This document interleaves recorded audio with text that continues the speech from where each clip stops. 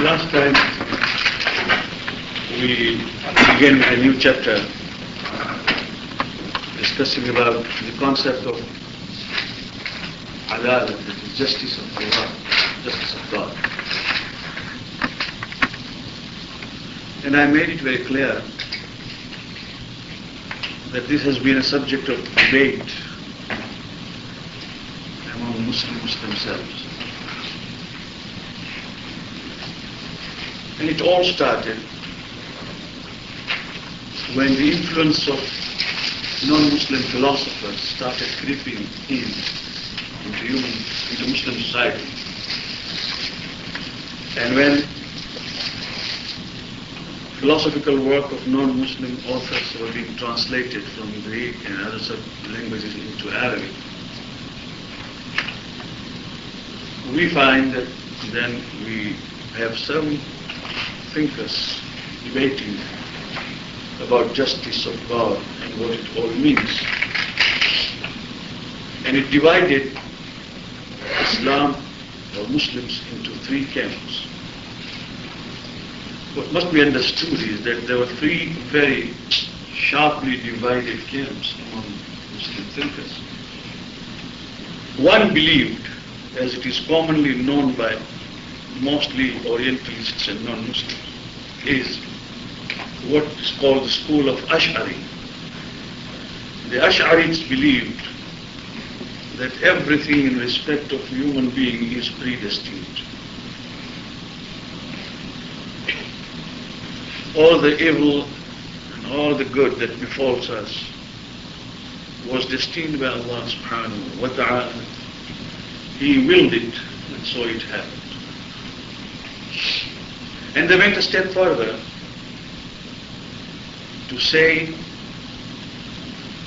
that man commits sin or does good deed or has a good turn all because Allah willed it, and he is actually guided by God. Every good and evil that a human being commits is actually a force which works behind it, divine force. To put it very roughly, say, Allah willed that you may do this, and you did it. And then they went a step forward because so many complications started. There was so much of debate to say that there is no effect in this universe except that of Allah. He is the only one who effects. The rest are all causes. That means even if you stretch your nose or your hair, or if you lift your hand or palm or whatever, everything has been destined by Allah. That was an Ash'ari school, which is still followed by Ahl Sunnah. The Sunni school of thought is predominantly Ash'ari till today. Ash'ari is the name of the person, the name of that philosopher. He was not only a philosopher, he was also a jurist. He was an alim, he was a faqih, but he was Sunni. Abul Hasan al-Ash'ari. And school is now attributed to his name, Ash'ari school. And because the Sunnis are in the majority, and because their books have been published in English and printed in many languages, and the Orientalists normally study their books, we find that all of us are labeled as fatalists, people believing in predestination and destiny and things like that. Because very few people will take care to understand that there has been a history of debate and history of so much of differences in this, each school having established its own belief. The second one was Mu'tazalit. In Arabic language, i'tizal means to keep away, to resign, or to dissociate. One of the students of Ash'arites, who was himself a philosopher, disagreed with the master. And he said that there is no such force or no such compulsion there is a total free will. Man does what he does by his own will, and in so doing he is not forced at all. If you were forced, then the meaning of reward in the day hereinafter, that means on the day of judgment, the meaning of reward, thawab, or the meaning of punishment, adab, is totally removed out of it, because you cannot compel a person to do good and say, I will reward you, when he has no option and no alternative. And when you force him into doing something evil and they say, I will punish you. The argument runs this way. Is good and evil itself rational or not? When you say something is good, is it good because of its intrinsic nature of being good?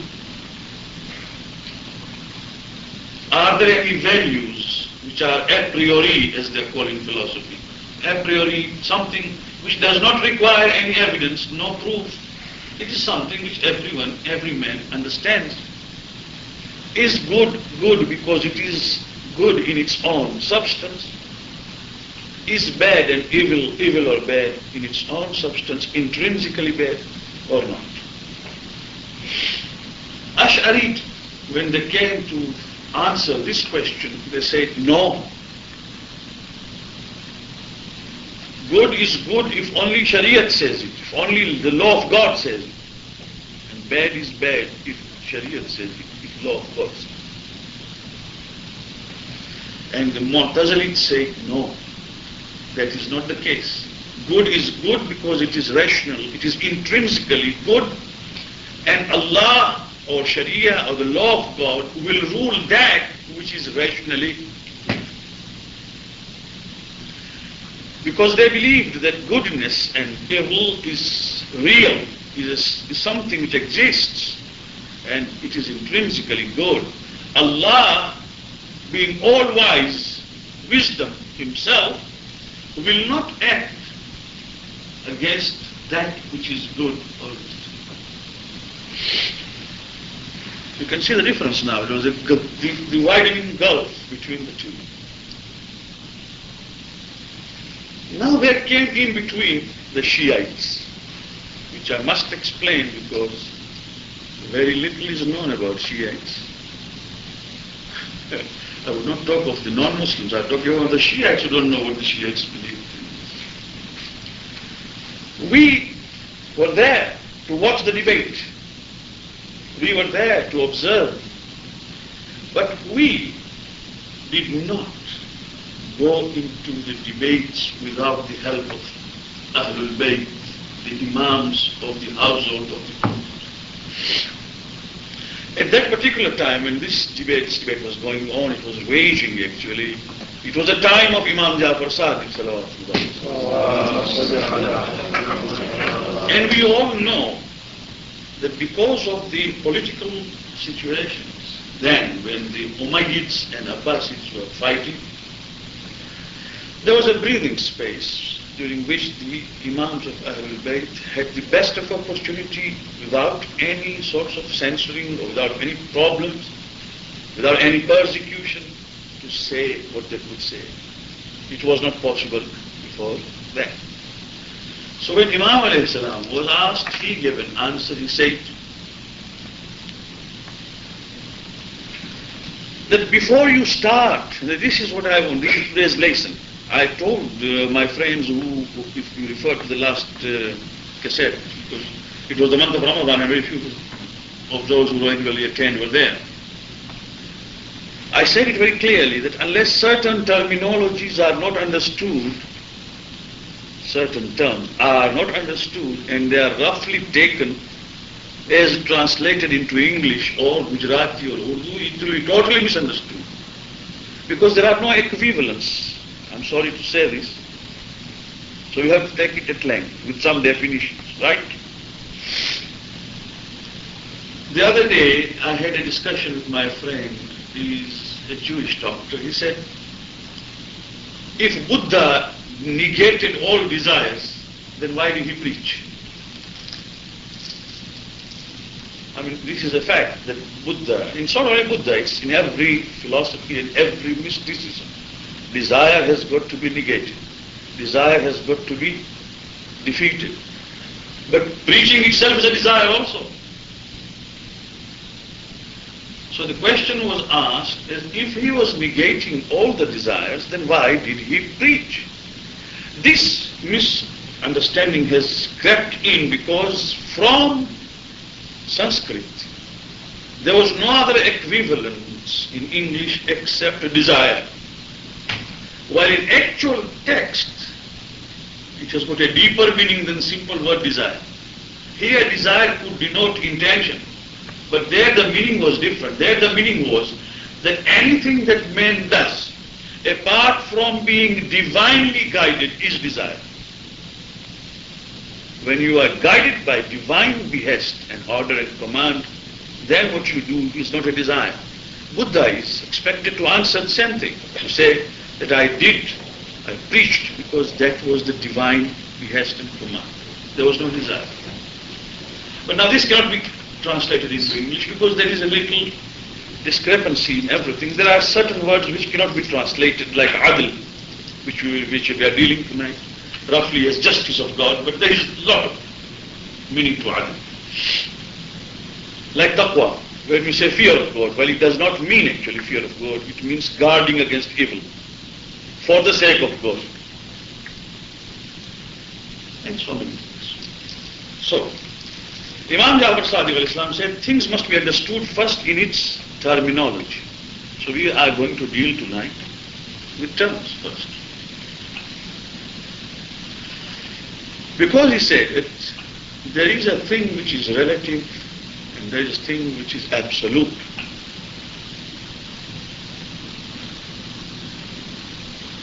We have a habit of talking in terms of relatives and think that they are absolute. For example, if I say I am sitting high here, this height is relative. Because the meaning is that I am sitting high or high in relation to those who are sitting low. But there can be someone who is still standing high or sitting higher than I sit. Then in that case, in relation to him, I'll be low.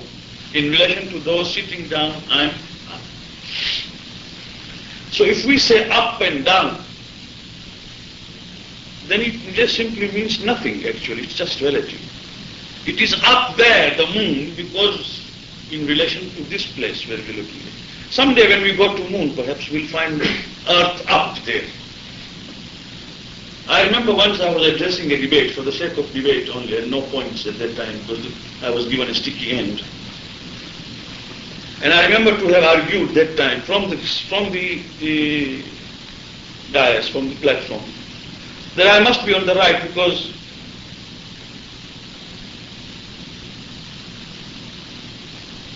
the majority of the people listening to me are on my right hand. And Quran says, Ashabul Yameen, Ma Ashabul Yameen, the people of the right and the people of the right. And one man stood up from there and said, don't forget that you are to the left of us all. If I were to say that because you are on the right hand, or to me, I am alone standing there, but there are thousands listening to me, to them I was to their left. So it's all relative. So sometimes things are said. In Arabic, it says, إِذَا بَطَلَ الْإِعْتِبَارِ بَطَلَتِ الْحِكْمَةِ. When the relations and the relative aspect of things are removed, the whole philosophy collapses. Everything collapses. Because we as common men, we argue as if we are talking on absolutes, but sometimes things are relative. That man is wise. That man is kind. That fellow is unkind.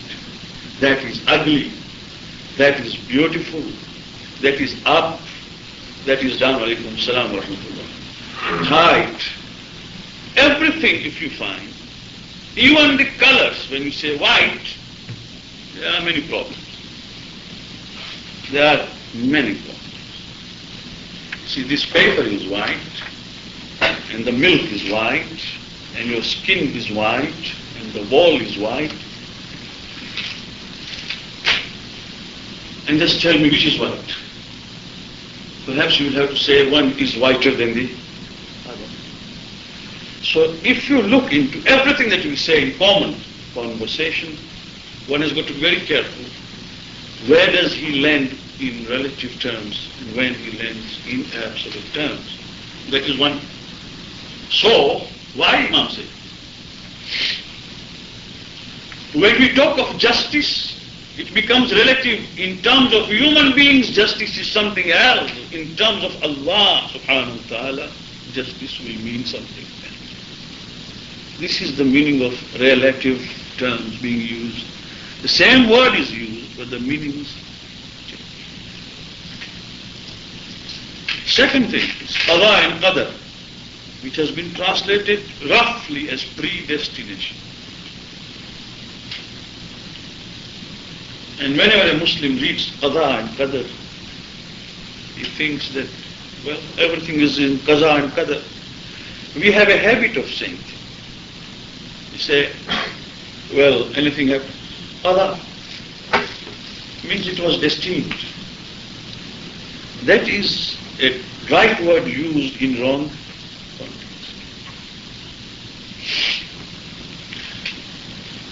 Qada means an order or a command. It does not in any way mean destination or predestination or even destiny.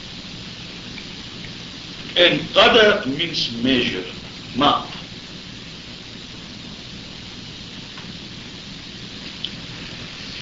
And when we say qada and qadar, it does not mean anything like that Allah had destined that something will be done. It has got a meaning which is different altogether, and you will be surprised what it meant and what it has been brought to mean.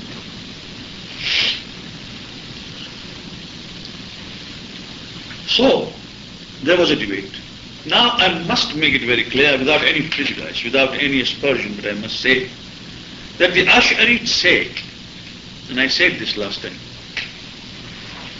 that Allah, God, is the proprietor of all that He has and all that He has created. And a proprietor, a sole proprietor of any particular object has a right to do in his property whatever he likes. So, there cannot be any rule for him to say that because this is good, therefore you will act accordingly, and this is bad, therefore you will do that. Because it is his property. And if you say, now they tried actually to come from the second corner, that is the corner of Tawheed upon the Muslims, to say that if you say that Allah must follow that which is good intrinsically and Allah must follow that which is bad intrinsically, then you are tying Him to a new order which you have yourselves devised. And therefore you are mushrik, you are polytheist, because in Allah you have another partner who decides his conduct. See, they came from that side. So they claimed that by saying that he can do what he does in his own kingdom, in his own realm, in his own absolute regime, in that which he owns, we have divested him, cleared him of shirk. What we answered was this, that because of the terminology used, which was a relative terminology, you have missed the bus altogether. This is my cap. It is mine. I bought it. It belongs to me. Right? I keep it on my feet. And I take my shoes, which I own, and I keep it on my head. What would you say? Something somewhere is wrong. If my answer is that it is my property, I keep it wherever I like, and I use the way I do, what will you say? You will say that it has been kept at the wrong place. What they have understood, dhulm and adl means justice and tyranny. What we tell him is dhulm does not mean only injustice and tyranny. In respect of Allah, dhulm, injustice, whatever it is, it means keeping a thing in a wrong place. وَضْعُ الشَّيْء عَلَى غَيْرِ مَحَلِّ. To keep a particular thing onto a wrong place where it does not belong. That is dhulm. And Allah subhanahu wa ta'ala does not do that. Because He is Hakim and Quran has said that He is all wise. But we have got one very strong point there, because it was because of this particular philosophy. I said this again, in Africa when we were there, the African servants who used to work at our place would take his salary today and come tomorrow. Say, Bana, I have got no money. Please help me. I said, I gave you your pay yesterday. What did you do? Oh, I went to drink and I boozed and then, But why did you do it? Oh, Nimej Aliwa. Nimej Aliwa means it was predestined. God willed that I should drink and I drank. This is the experience of many of us, that the African Muslims say, Nimej Aliwa. Nimej Aliwa means God willed it that way and I do what He willed. Nimej Aliwa. This is how I have been destined to live. We laugh at them, but we forget that that philosophy has come from early Islam. When Ash'arites brought this into Islam to say that man has no free will, the Umayyids and the Abbasids took it, you see, and they used to argue to the people that whatever is done by God. Even Karbala, the martyrdom of Karbala, Hussein was killed by Yazid, but it was willed by God. And they justify all their tyranny and all their injustice under Ash'ari school to say, whatever I did because God so willed. Hajjaj ibn Yusuf, at the time of his dying, after having killed so many people, used to say, oh God, I did what you wanted me to do. And Amr ibn al-As, when he was dying, he used to say the same thing, oh God, forgive me, but I did what you had destined for me to do. So there was a complete empire, a complete dynasty, one after the other, which ran on the same philosophy. And that philosophy helped them. So we are telling them, Ash'arites, that you have not divested God from shirk. You have divested zalimin from dhulm. The tyrants and the oppressors have become clear totally, because whatever they did was done by God. So why should you ever say in this world anything about humanitarian rights or about oppressors? Everything is done by God. Then why all the hullabaloo and all the hue and cry in the Muslim world that something is wrong somewhere? There can be no wrong. So we will discuss in brief some terminologies, and I will explain what we believe. Shia Ithna Ashari according to Islamic school. First of all, what is the meaning of adl? Adl is used in two meanings. One, adl is in Quran. The word is same, ayn, dal, lam. One, the meaning of adl is the balance and proportion maintained in the whole of creation. That is also in the meaning of adl. وَالسَّمَاءَ رَفَعَهَا وَوَضَعَ الْمِيزَانَ Surah Rahman. وَالسَّمَاءَ رَفَعَهَا وَوَضَعَ الْمِيزَانَ. And Allah raised the heavens and kept everything in proportion. Now when proportion is to be considered, there is adl in it. Tanasub. It's called tanasub. Tanasub means in proportion. When a man stands before us or an animal is there, we look at it and we sometimes, if we look with the eyes of a believer in Allah subhanahu wa ta'ala, we'll find that the creation that Allah has made in respect of each creature has got its own proportion. And that proportion is adl in creation. And if you go deep into it, in the situations, with the hindsight in the days gone by, whatever happened in my life, which fits into the design, which then I never understood, but now I realize, all that is in adl. And if that is the meaning of adl, there the Sunnis and the Shiites have no difference of opinion. But there is another meaning of adl which has been taken by many people, and please, for the philosophical terms, don't cultivate the habit of referring to dictionaries. Dictionary will not tell you what it means philosophically. It will mean something else altogether. That is the literal translation. We are discussing in terms of thinking in philosophy. Many people believe that adl means there should be no discrimination.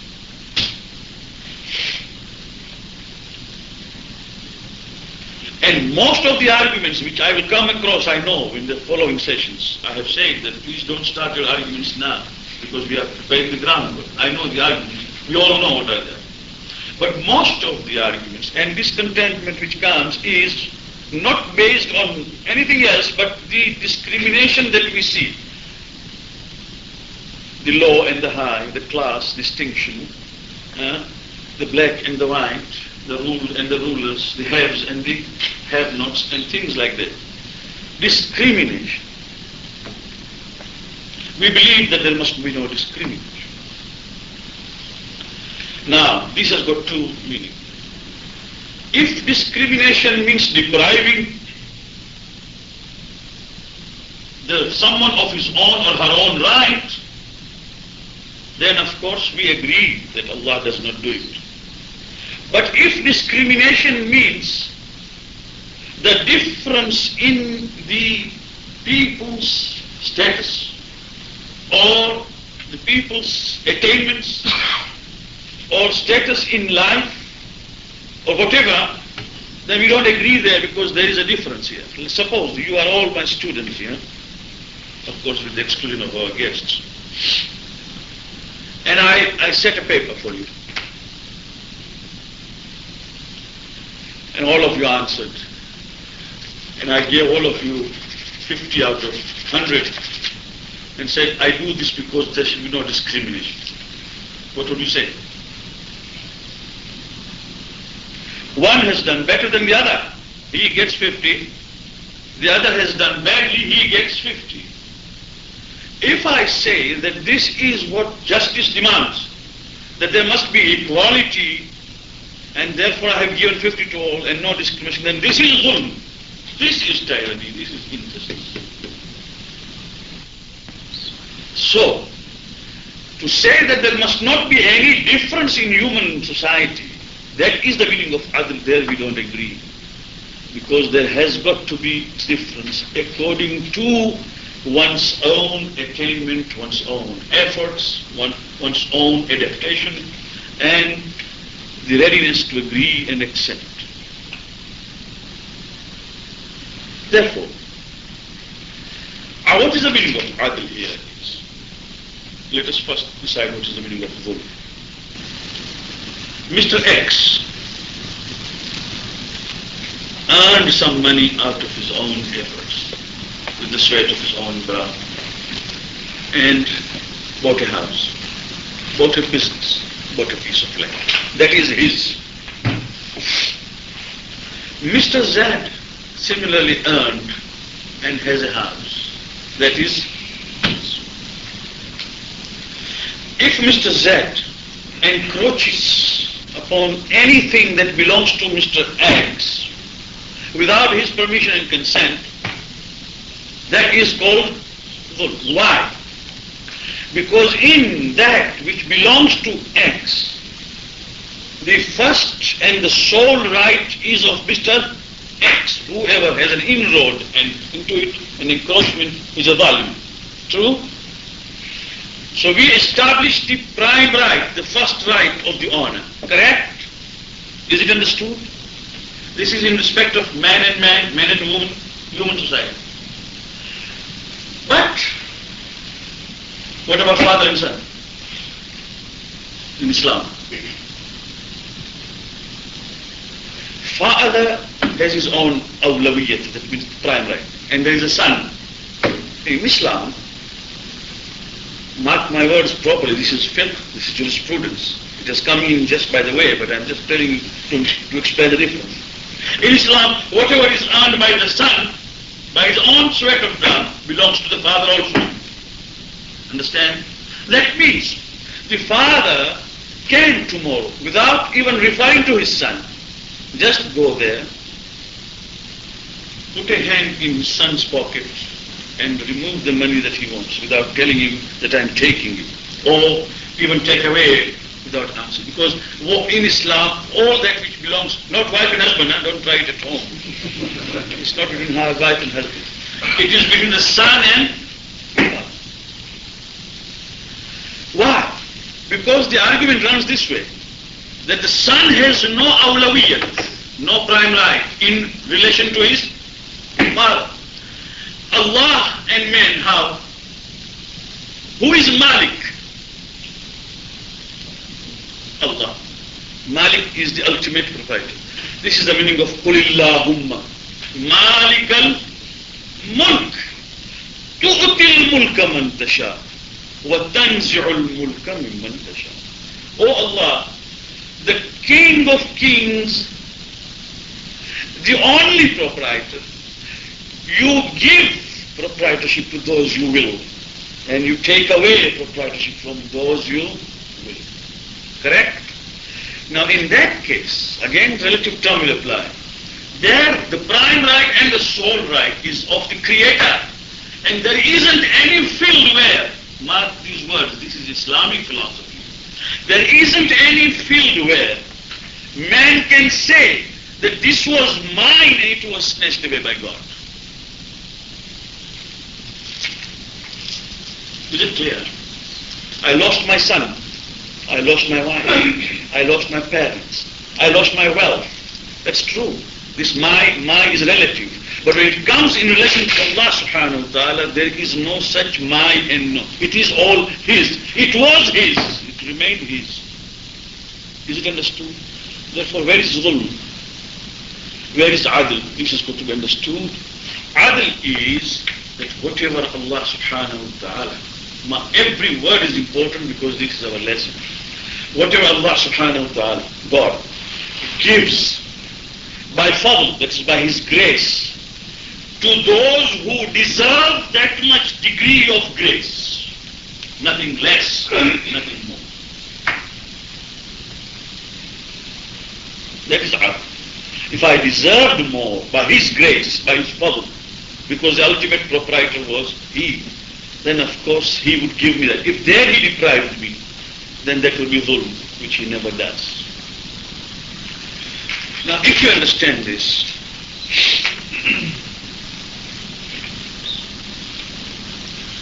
we have got a problem. Then what is qada and qadr? Imam Ali alayhi salam was going to the battle of Siffin,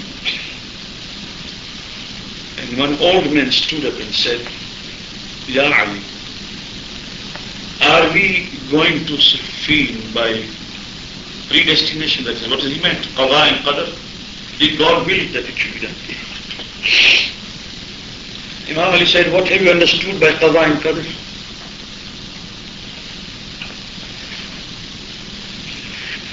He said, that is the meaning that God destined it, God willed it that we go. He said, that is not the meaning. That is not the meaning. Qada means order. He commanded that there has got to be a battle against the hypocrites in Siffin because they will be creating trouble. So we are here in submission to His command. And qadr is that He knew. Again, a very tricky subject. He knew Because all friend, if it meant predestination, then what is the use of the day of judgment, and what is the need of reward, and what is the need of punishment? Last time in the month of Ramadan I said that Imam Abu Hanifa once came to Imam Jafar Sadiq alayhi salam. He wanted to visit Imam Jafar Sadiq. There were many people there. So he waited outside. Someone told him that soon we will be getting in, because there are many people inside. When our turn comes, we will go. While they were waiting, a young boy came out of the house. So Abu Hanifa, the Imams of the Sunnis and the follower of Ash'ari school, said, who is this young man, young boy? Somebody said, this is Imam Jafar Sadiq's son, Musa ibn Jafar, Musa al-Qadi. So Abu Hanifa said, oh son, if somebody wanted to relieve himself of urine, because in Arabia, for example, perhaps in those days, people did relieve themselves in the nooks and corners of the street. If somebody wanted to relieve himself outside here, where should he go? Relieve urine. So the young boy stood up and said, be careful that you don't face the Qibla, and don't turn your back against the Qibla, Makkah, and don't sit where people pass, and don't sit where there is a wind blowing against you, and do not try to pass water on the hard ground, and not under the tree which bears the fruit, and find a private corner and relieve yourself. So when he heard this from a young man, he said, what is your name? He said, I am Musa ibn Ja'far. I am Ja'far's son. He said, well, may I ask you one question? Having heard the answer, he decided to ask. And he said, tell me, does man have free will or not? Does man do what he does of his will, or is he forced by Allah?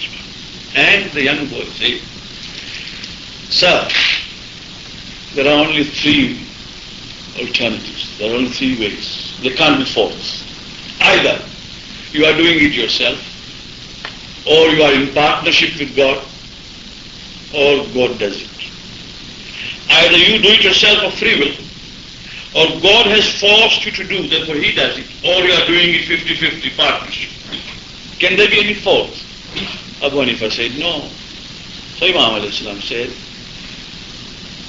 that if you do it, if Allah forced you to do it, then it's against all justice that He should also punish you for having not done it, because it was He. For having sinned, the meaning of sin just disappears, and the meaning of obedience disappears. Is it not so? He said, yes. If you did it of your own will, then for all that you did, you must be rewarded. Or if you did something wrong, you must be punished. Is it not so, sir? And if it is 50-50, then of course the reward must be shared, and also the punishment. So what do you say? And Abu Hanifa looked and said, only Allah knew in which household there should be risalat and prophethood, and in which house there should be imam. Now what I say is this, that it is very clear. And Quran and Majid does not use word qada and qadar in the meaning that has been made current. I will give all the ayats which clearly show that Quran does not mean qada or qadar the way it has been understood by the people as meaning predestination.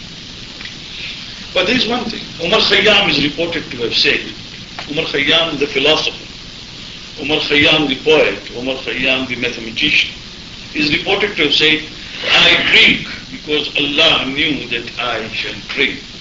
And if I don't drink, it means Allah's knowledge is not correct.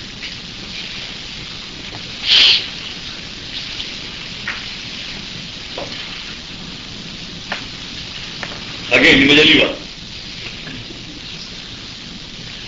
The answer to this is again that the meaning of knowledge, the meaning of ilm has been changed.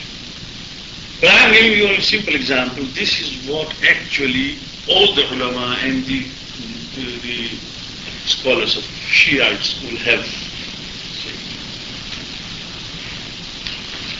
That knowledge is not the cause of any action. Knowledge is not the cause of it.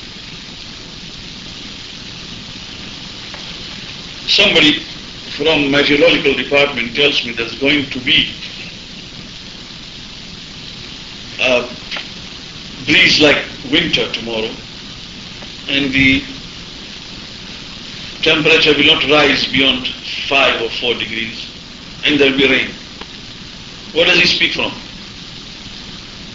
He speaks from his particular knowledge. But tomorrow if I go and catch him by the neck and say, you said it, therefore you did it, I'll be taken as a madman. There is a knowledge. They predict and forecast sun eclipse and moon eclipse and whatnot. They don't do it. There is a set of knowledge, deductions from which things that Allah subhanahu wa ta'ala, God himself, is knowledge itself, not knowledge by acquisition. Did acquire. In my case, if at all I know anything, I acquired it. I was born ignorant. In the matter of Allah, in Islamic philosophy, the attributes of God and His existence do not alienate. They are one in the same. Therefore His knowledge itself, His life itself, He is omnipotent in the meaning that His power itself, not acquired. Therefore, for Him to know something does not mean to do. Is it clear, Sadiq bhai? It's very important that ilm does not become a cause of anything. In even our day-to-day dealings, I know I told my son, look my son, go and do this particular piece of work. And I know it for certain that he will not do it. I know him because after all, he's my son. I brought him up to the age of 14, 15. I know that what he has got to do. I tell him, well, I'm going out. When I come back, this piece of work ought to be completed. And I know it for certain that it will not be completed. There will be 101 excuses, as usual. And I came back and I found that it was not done. And I tell him, I knew that you will not do it. That does not mean that I have told you not to do it. I told him to do it. So the knowledge itself, even in ordinary sense of the term, as we use it among ourselves relatively, is not a cause of any work. Therefore, if Allah knew it, whatever He knew about me, it does not mean that He caused it. You understand the meaning of it. So having gone into this depth, what do we believe finally? I said last time, when somebody came to Imam alayhi salam, Imam Jafar Sadiq alayhi salam told him, stand up. He stood up. I said this last time, but for the benefit of the students who have come today, because those who are regular students who are not there. Imam alayhi salam said, stand up. He stood up. And Imam alayhi salam said, just raise your foot, one leg. And he raised it this way. He stood. And then Imam alayhi salam said, just in that position, raise the second one. He said, Mullah, that is not humanly possible. I mean, you can try. You'll see what happens. You see, if there's one already raised, the other one cannot be raised. If you try even that way, you will fall down, but you cannot stand. And you just cannot raise the other foot once you have raised the first foot, whichever. Imam alayhi salam says this is the extent of will, and that is the extent of will of God. So what is our philosophy? Is neither Mu'tazilites nor Ash'arites. Our philosophy is that la jabr wa la tafweed, there is no force from God, there is no predestination, and there is no total free will. That so much so that Allah has forgotten His own function and has given everything to human being. No. But al-amru bayn al-amrayn. The matter, the fact is between the two. There are occasions when Allah subhanahu wa ta'ala's will is done. And how? Do you remember in Dua Kumel we have وَأَسْعَدَهُ عَلَى ذَلِكَ الْقَضَى فَتَجَاوَزْتُ بِمَا جَرَى. I committed sin, God forbid. Who gave me this life? Who gave me these hands? Who gave me the power of intention? Who gave me the senses? Who gave me the ability to do whatever I wanted to do? Primarily, who gave it to me? Allah subhanahu. That is the qada. That is the meaning of qada, which people have not understood. That there are always two causes for every act. There is one cause which is called the near cause, and there is one which is called the distant cause. If I take a matchbox and light a house, somebody's house, what is the nearest cause? Myself. What is distant cause? The matchbox. You will not go and arrest the manufacturer of the matchbox. The immediate cause is myself who killed. The distant cause is the knife and the manufacturer of the knife. We don't go and arrest the manufacturer of the knife, we arrest the immediate cause. Is it clear? Because of this, we say that qada means that everything that if Allah had not given me the feet and the hands, for example, let us say, if it is will, I was born without, or these things have been now, so I am a disabled person now. And I want to commit a particular sin for which my feet are required or my hands are required, I am not doing it. I cannot do it. When I can do it, so the qada of Allah has helped. وَأَسْعَدَهُ عَلَى ذَلِكَ الْقَضَى means Allah's qada helped in a sense that He gave me all this, but then فَتَجَاوَزْتُ بِمَا جَرَى I went astray and did things which I should not have done. So qada does not mean participation in sin. It means having made me capable of choosing this side or the other. That is the meaning of qada. وَقَضَى رَبُّكَ أَلَّا تَعْبُدُوا إِلَّا إِيَّاهُ وَبِالْوَالِدَيْنِ إِحْسَانًا And God has commanded and has determined that you shall worship none but Him and be kind to your parents. وَقَضَاهُنَّ سَبْعَ السَّمَاوَاتِ And Allah created 7 heavens. And things like that in Quran. There is nowhere written that qada means I have predestined. And therefore we are totally different in our thinking, in our beliefs from Ahlul Sunnah wal Jama'ah, from the Sunnis and from the Ash'ari. Our school is the school of Ahlul Bayt. Now, things are written in Lawh Mahfuz. Lawh Mahfuz is the tablet which we say is the guarded tablet.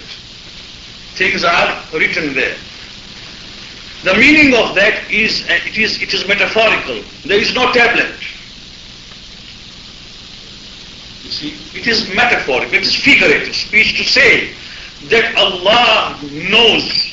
In His knowledge, nothing has escaped. And I have explained what the meaning of knowledge is. He knows. I am giving one very simple example which will make everything clear. You know, in Quran we have those letters. Alif Lam Mim,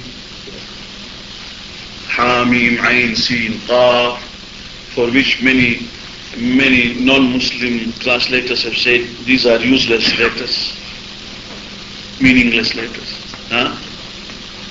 Is it surprising? Is it not surprising? If I wrote to you H2O, for you it is meaningless, but for a chemist it means something or not? Huh? Master sir? I just write H2 and O. It just is H for the horse or for the house, whatever. 2, 1, 2, and O. But one who has the knowledge will read what it means.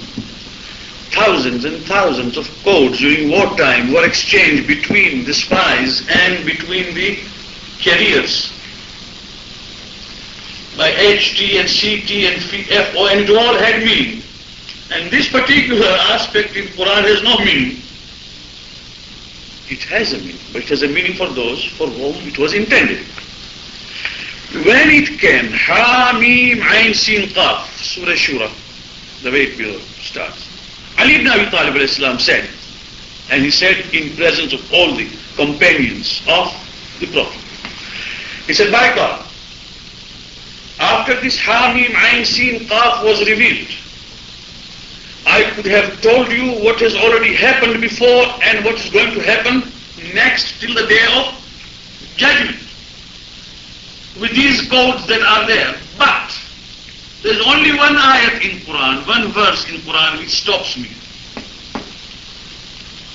which is that يَمْحُ اللَّهُ مَا يَشَاءُ وَيُثْبِتُ وَعِنْدَهُ أُمُّ الْكِتَابِ. Allah eradicates and erases that which He wills, establishes that which He wills, and finally there is the mother of the books. That means the knowledge ultimate.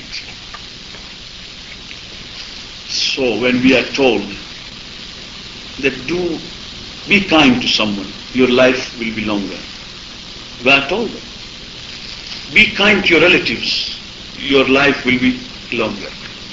Give alms to the poor. Some of the calamities, adversities will be warded off. What does that mean? That means things can be erased, can be established. When you are told to get married, you are simply told, get married, and you will have the blessings of God. Those blessings which might not otherwise come to you, of course, if you are lucky to have a good wife. But in any case, we all expect always to have a good wife. But get married by all means, and you will see the blessings, correct? Now, those things come because of some of the excuses, some of the other reasons that God has given. But finally, what is going to happen and not going to happen, وَعِنْدَهُ أُمُّ الْكِتَابِ. Imam Ali al-Islam said, Kitab is exclusive to Allah. Imam and the prophets don't have that. So, the knowledge does not in any way mean that he does it or he causes it to him. If you have understood this, and I hope you have, then it is very clear that whatever we do here, we are doing it of our own will. A simple example is this, that I want to give £5 to Iraqi Relief Fund. I want to give £10 to Bangladesh Relief Fund. I want to give £2 for a particular. Tell me in actual practice, how does it occur? By intention. By listening to something and being convinced. No one forces me. I decide, I write a check or just dig my pocket. This is called free will. There has been no revelation from God to give it. There has been no compulsion, no force. But that wealth which I gave, and the power of intention, and that sympathy which is aroused in me, that acting as a human being, that of course is Allah's gift. And that is the meaning of Allah and nothing else. Now, you will say, now there's only one question left, that if good and evil is rational, then what about those good and evil which cannot be rationalized? So, because many students will ask, and they do ask, all right, why is this particular act wajib, obligatory? Why is this particular act obligatory? And we say this is the command of Allah, and what is required is obedience. So there are three types of good and evil which will mark. When we say they're intrinsically good, There are three types. One for which there is no need of evidence. To steal is bad, and there is no need for debate over that. To speak the truth is good, there is no need of debate. To be kind is good, to be unkind is bad. That does not require argument. Then there is another category of good and evil where, although it is intrinsic, but it requires some deliberation. Like to speak the truth when you know that the truth will bring in all the misfortune to the society. What will you do? You have no experience that I have. Suppose you went to reconcile husband and wife. What we do is we first go to the lady. Now, why don't you go back to her husband? And she comes out with a catalogue of all the problems that she has had with her husband. Now, if you are a good conciliator, you will not repeat what she has said to the husband. If you repeat, you will add fuel to the fire. Correct? So you will keep quiet. You go to Mr. X and say, why don't you go? Why don't you call her? Why don't you meet him? And he comes out with all the problems. And then he asks you, you went there, what did she say? Now tell me, what do you say? Speak the truth and divide them further. So at that time what you say, she spoke so well about you, she really had no problem except few very insignificant matters, and I think it should be resolved.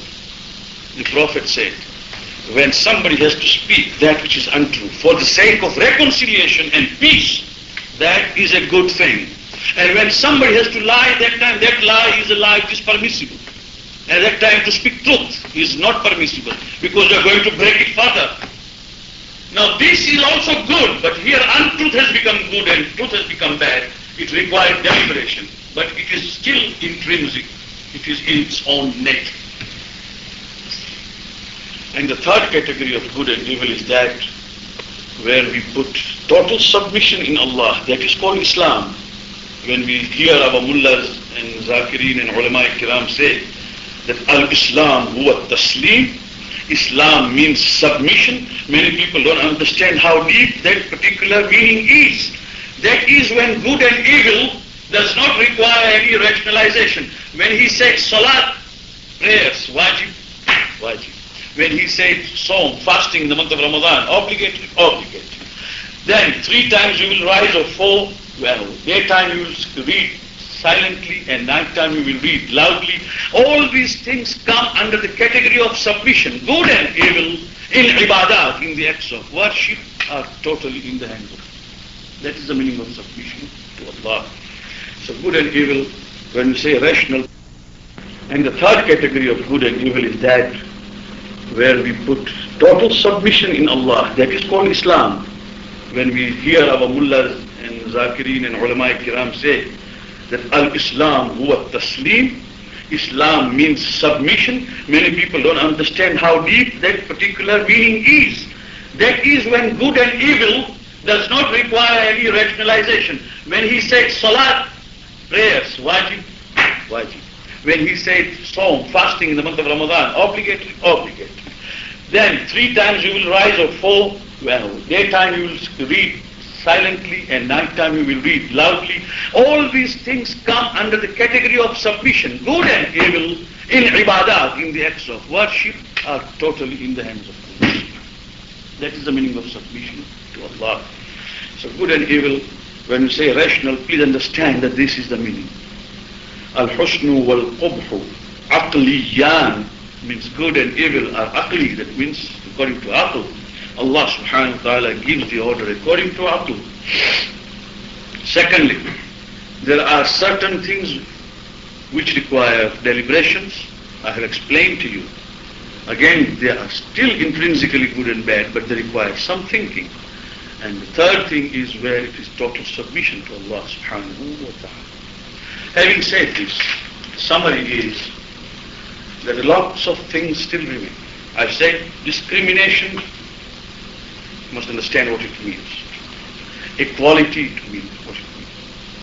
There's a difference between equality and equity. I always give an example. People say that if you have 4 wives, Islam says you must have equality. You cannot have equality. First of all, the question of 4 wives I've already explained. That it's not that every Muslim is supposed to go and marry 4 wives. Nor are we told that way. It was actually a diminutive process of reduction from too many to 4. I gave an example of how in the Arab community those days before Islam, people used to marry indiscriminately as many women as they could. And when the children came to ask, Papa, Panch and Diyo, and he would just look and say, to which one do you belong? Not knowing which mother it was. It was from so many that the Prophet reduced to 4. It was that measure where, and then he said, Quran says, وَإِنْ خِفْتُمْ أَلَّا تَعْدِلُوا فَوَاحِدَةً. If you cannot maintain with them adl, then only 1 wife. No more. Right? But suppose one had to marry another again. The first wife did not conceive, let us say. They had 10 years, 15 years, 20 years. And now he feels that if I don't marry again, maybe I will have no issues. So he marries. Or the wife has fallen ill and she cannot recover. He doesn't want to divorce her, but he wants another wife. And there can be 101 situations. There's no question of equality here. It's not possible. No. You cannot have that thing even among your children. We are all parents here, inshallah ta'ala. We have 2, 3, 4 children. If you ask any father, do you love your son? He will say no. I love them all equal. He's just cheating oneself. There's always one child whom you love more than the others. But it does not mean that you don't love the others, but the one is the apple of your eye. But you will buy the clothes for all. You will educate them all. You will feed them all well. You look after them all, his father and his mother. But there is one who always is most beloved. Even Quran talks of Jacob had 12 children.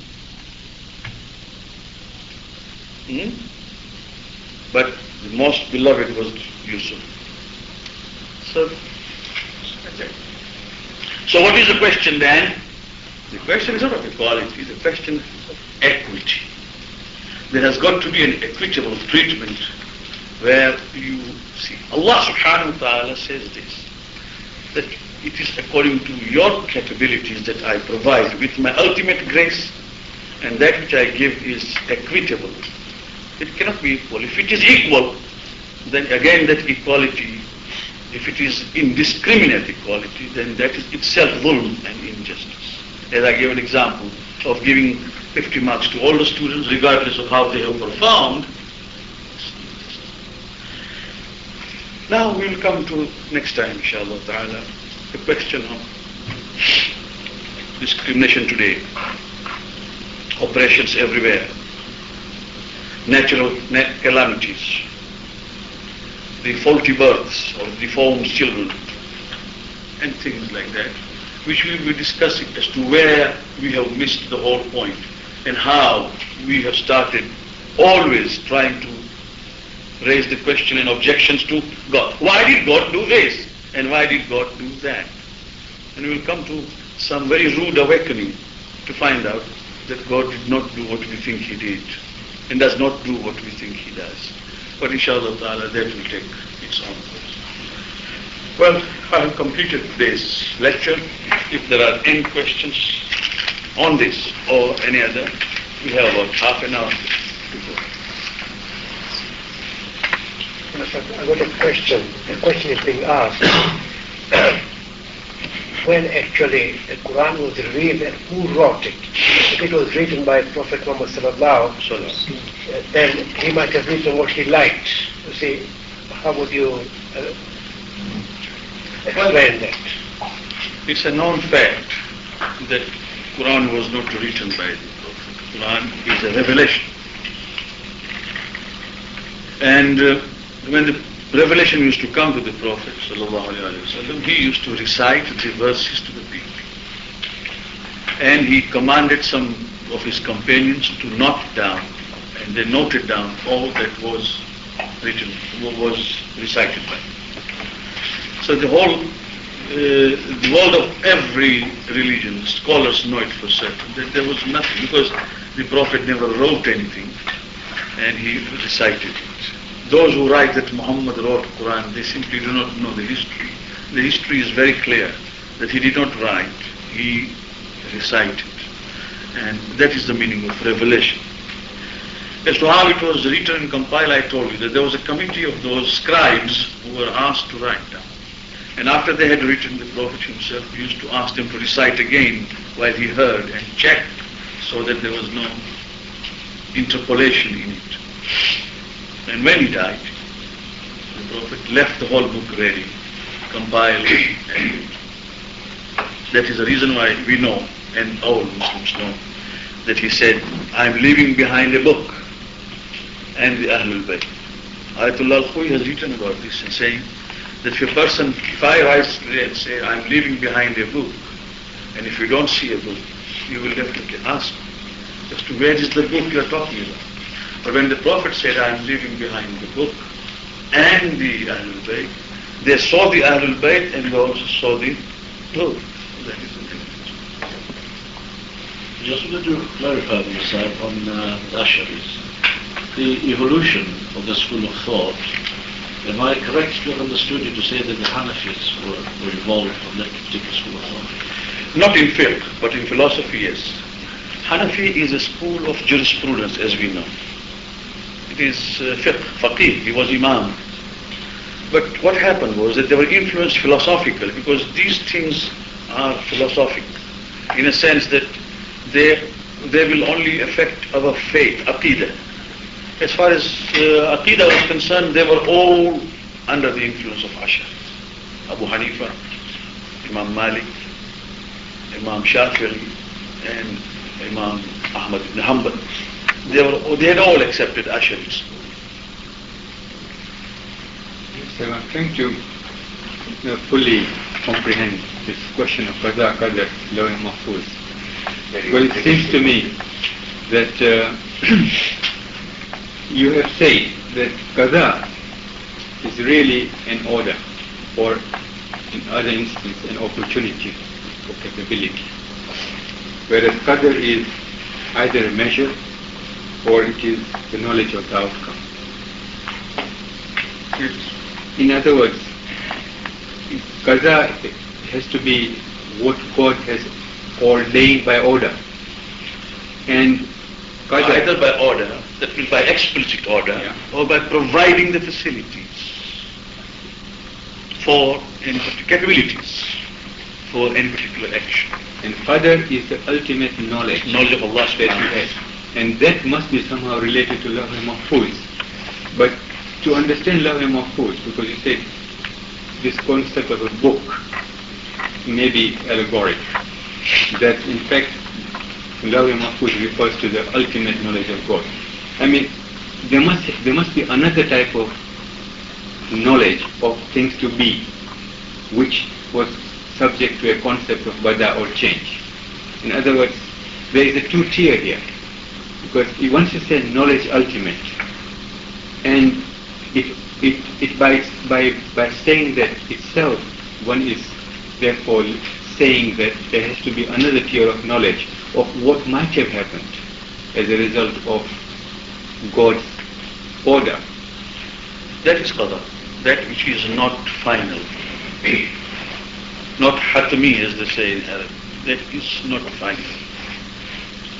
What is in Lawh Mahfuz is final. And you are right when you say it is like that. What we say is Allah subhanahu wa ta'ala's knowledge is in Lawh Mahfuz, that means it is final. What is in Qadha and Qadr is of course changeable. That is why Ali ibn Abi Talib Islam said, Allah, Quran says, He eradicates or He erases that which He wills, and that establishes that which He wills. That goes finally into what He actually, He knows that that is going to be the final result of it, or the event as it takes place. and that is true, this is how it is. Because in Quran many things are metaphorical or allegorical.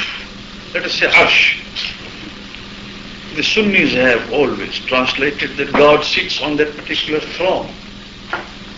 Is it not so? And we know that there is no such throne.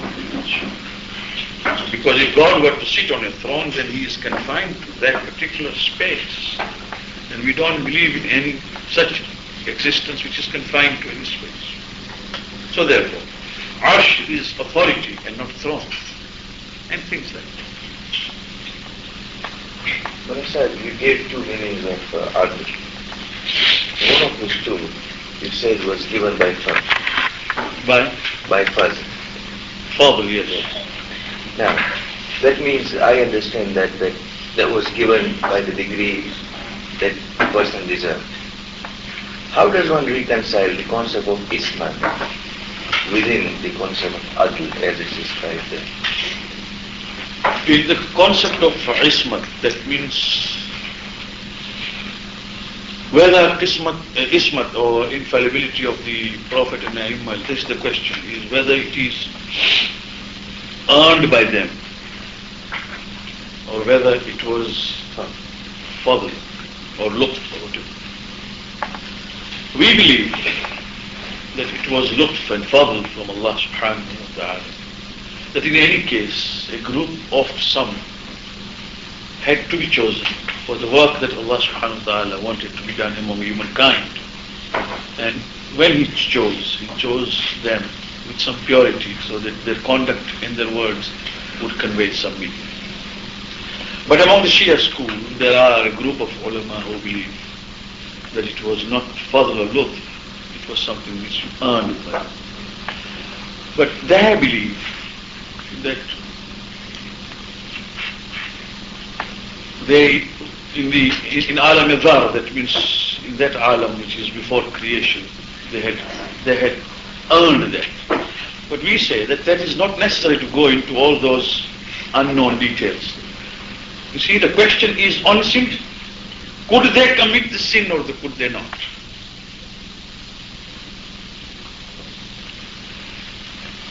Despite ismat and infallibility, could they commit or not? If we say that no, they were incapable of committing the sin, then of course the matter is decided that there is no distinction or no excellence there. When a man is totally unable to do what we say that they were able, yet they were given that by fadl of Allah subhanahu. But they were capable, if they wished, they could have committed sins. It's not that they were like the angels who have no instinct for transgression or going against the will of God. There was intrinsic good that you talked about, the second aspect, which you also gave the example of marriage, where it has been a lie for affection, and if you had to speak a lie for a greater good, on a deliberative basis you can do it. The notion of means to an end is occurring here. So there are, you can give many examples where a person, if he could be killed, may avoid thousands killing. Now, what happens here? How Islam relates to such situations?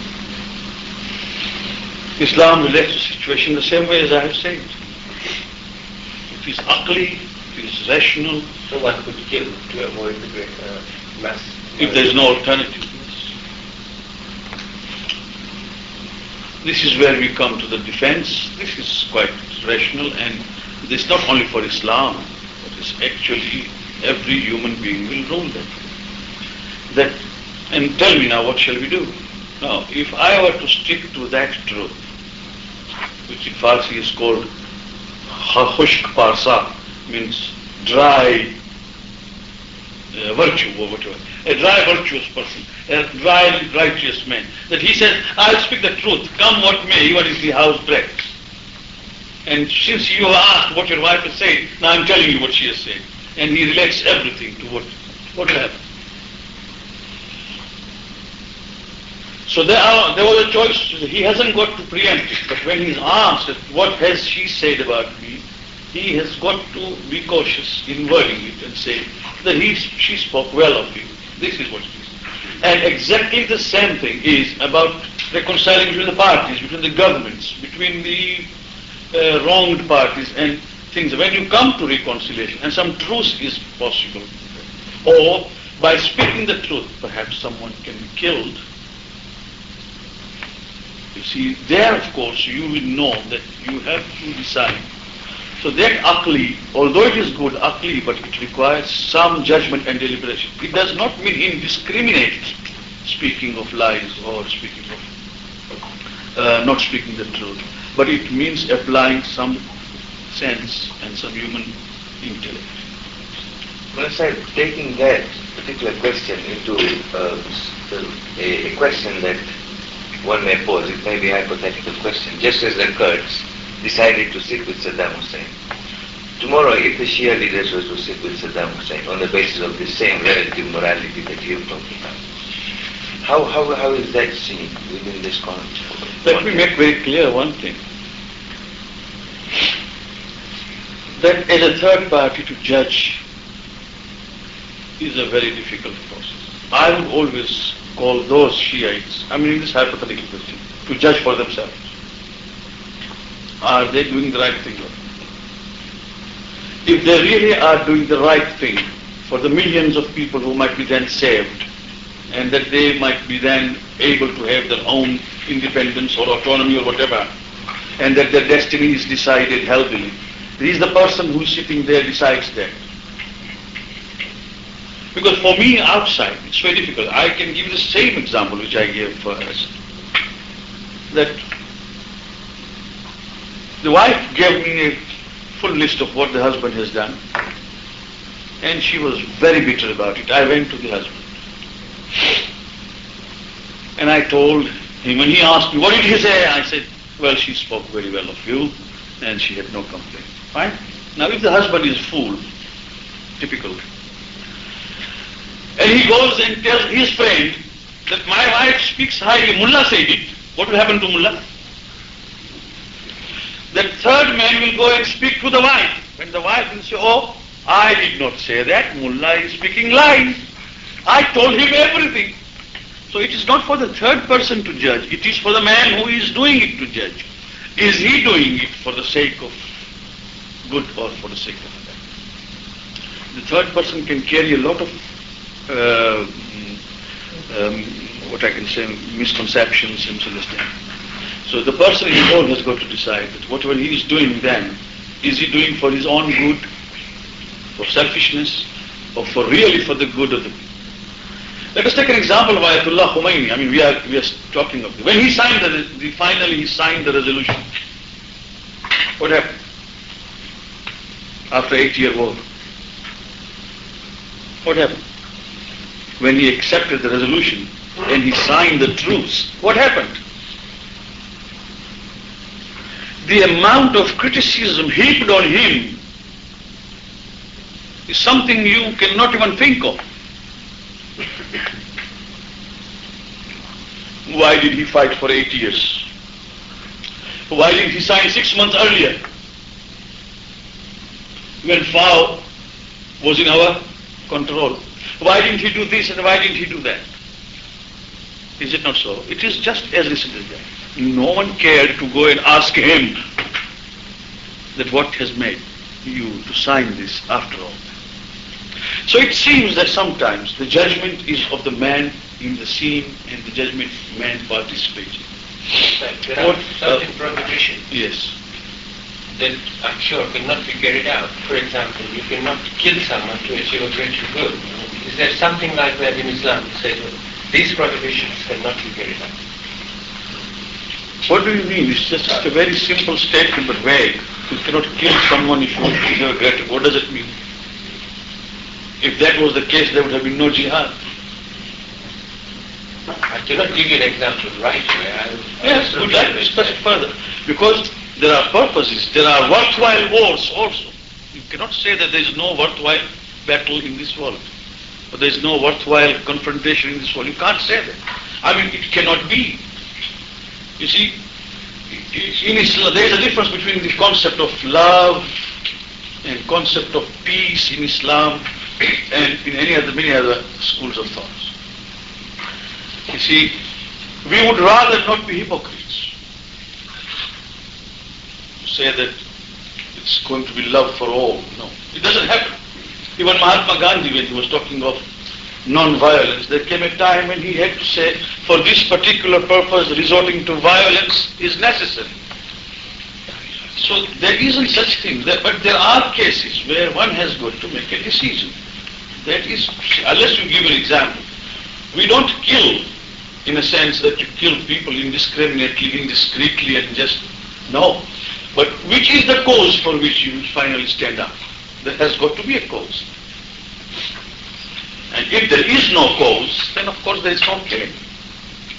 Well, when you say something is good and something is evil, you are automatically saying that something is good in a given circumstance and something is evil in a given circumstance. In other words, when you relate it, you have to relate it to a specific set of circumstances for it to be either good or evil. If that is so, then one thinks of two types of standards. One is the absolute standard, and one is the application of the standards to specific circumstances. And one then says, the first tier is the absolute criteria and the standard. But when you are applying those virtues and vices to specific circumstances, that in that application you may have certain discrimination or some measure of You see, we have been mixing up the two issues, Mahfouz. When we discuss facts in philosophy, we don't discuss its application by circumstances. A priori, it is good. That's all. And this is bad. Circumstances and its application, its implementation is a subject altogether different. So we don't say that stealing is good in certain circumstances and bad in certain. To steal is bad. If that would not have been the case, there would have been no final commandments. You see? And in fact, there are certain things which are not good in any case and bad in every case. What would you say about adultery?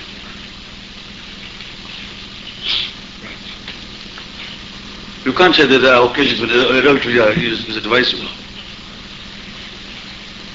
So, philosophically, when we discuss that there is a particular thing good, we don't discuss its application and implementation. We see the subject itself as such. The second category comes when we decide that there are certain aspects of it where we have got to think. And there the things are good or bad according to circumstances. And thirdly is, of course, when we come to thinking about what Allah has willed. If we very patiently discuss this in our minds, and if there are any questions which can still be sorted out, only then it is very clear what adalat of Allah subhanahu wa ta'ala would mean. Only then. Otherwise, we will have all sorts of confusion in our mind, because things must be made clear, terms must be made very clear, as used in Islam, in Shia school of thought. Then after that, when we will raise the edifice of Adl Ilahi to answer all the questions, it will be very clear.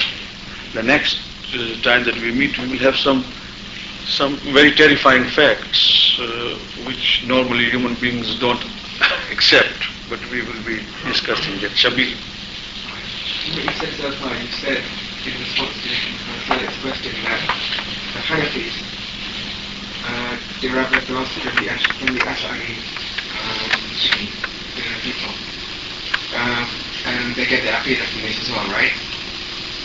And this Ash'ari thing believes in predestination, right? But most of the Hanafis that I've come in contact with, and we've had discussions about this topic, like, for example, predestination, they seem to have the same sort of belief as Shia in this aspect. So can you kind of... Yes. This is exactly what has happened during the discussion. When we are talking of Imam Abu Hanifa or Ash'ari, we are talking of history, nearly 1200 years old. It has had an influence over the scholars all through. We have reached a time where some intellectual discussions and deliberations having taken place, realization has come to many, even Ash'aris, to change their approach. Officially, their approach is the same. Individually, certain enlightened Hanafi may agree to say that what Shia school of thought says is right. I remember in Nairobi, for example, we had a discussion in Kenya, and there was a group of Ahl Sunnah, Sunnis all, and I was the only Shia there, but it was an open forum, and someone asked a question about predestination. Every Sunni scholar there defended predestination. And when I was given an opportunity, I said what I have said today, but of course quite in brief. And one intelligent Ahl Sunnah, Sunni brother stood up and said, "May I ask you to which school of thought in Islam you belong?" I said, "You don't have to ask that because we are all Muslims." He said, "No, I would particularly like to know because I have always believed in that, although my Maulana does not believe in that. My Maulvi does not believe in that." So what it means that there are enlightened Hanafi, Shafi'i, they have changed. For example, let us take an example of Ijtihad. Ijtihad's door was closed now they are opening it up. Now scholars have written openly, Ahl Sunnah, that the doors of Ijtihad should be open.